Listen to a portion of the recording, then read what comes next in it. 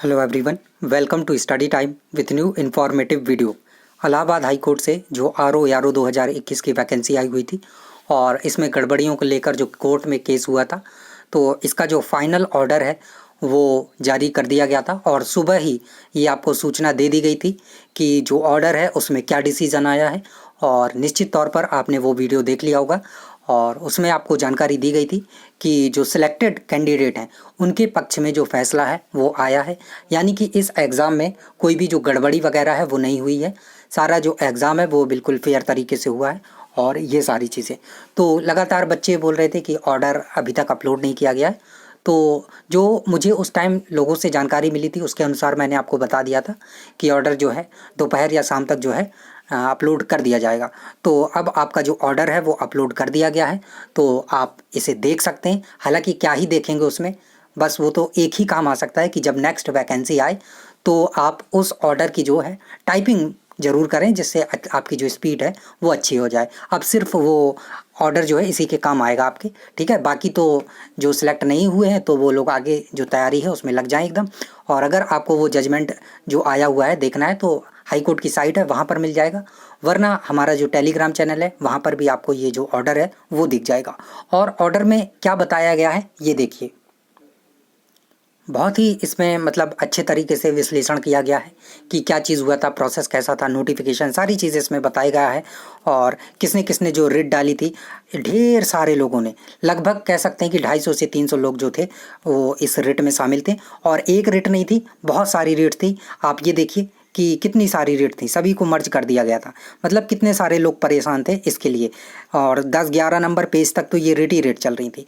इसके बाद जो ऑर्डर था पूरा उसमें प्रोसेस लिखा गया, क्या हुआ क्या नहीं हुआ, सारी चीज़ें। और इसको पढ़ने का कोई मतलब नहीं है और पढ़ के कर भी क्या लेंगे, इससे अच्छा अपना जो सब्जेक्ट वगैरह है उसको पढ़िए। लेकिन इसमें जो एक गजब की चीज़ बताई गई है वो बस मैं आपको यहाँ पर दिखाने वाला हूँ।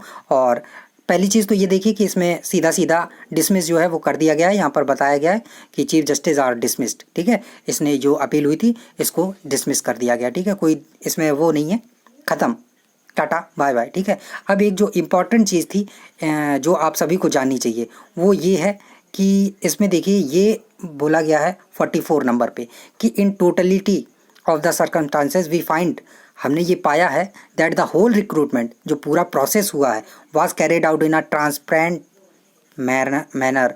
तो ये पूरा प्रोसेस जो है पूरा पारदर्शी तरीके से आपकी जो परीक्षा हुई है, टाइपिंग हुई है, एग्ज़ाम हुई है, सब बिल्कुल पारदर्शी तरीके से हुआ है। कुछ भी ऐसा नहीं है कि कुछ भी गलत हुआ हो, ठीक है।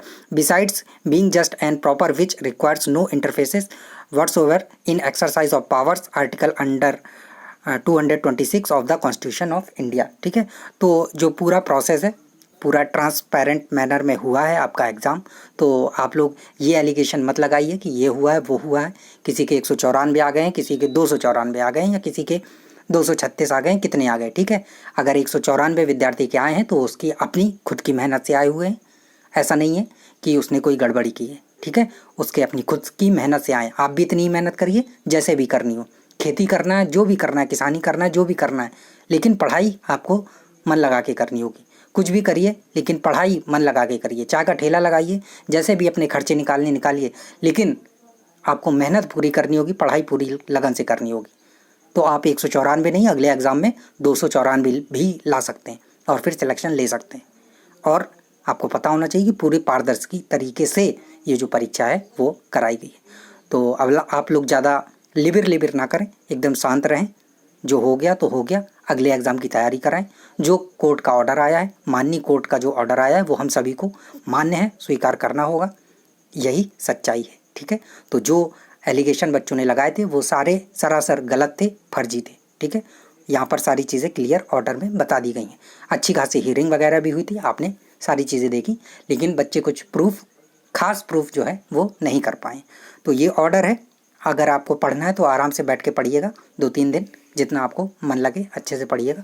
बाकी अपनी पढ़ाई करिए, नेक्स्ट वैकेंसी जो आने वाली है उनकी तैयारी में लगे रहिए। और कोर्ट का जो ऑर्डर आया है वो एक्सेप्ट करिए। जो भी चीज़ें हुई हैं तो हुई हैं, ठीक है। सही हुआ है गलत हुआ है वो आप जानते हैं, सब जानते हैं, और कोर्ट भी जानता है, सब जानते हैं, ठीक है। कोर्ट ने जो बताया है वो सारी सच्चाई बताई हुई है। तो चलिए, थैंक यू, मिलते हैं न्यू इन्फॉर्मेटिव वीडियो के साथ। और अगर आपकी कोई क्वेरी है, कोई क्वेश्चन है तो कमेंट सेक्शन में आप पूछ सकते हैं। Thank you.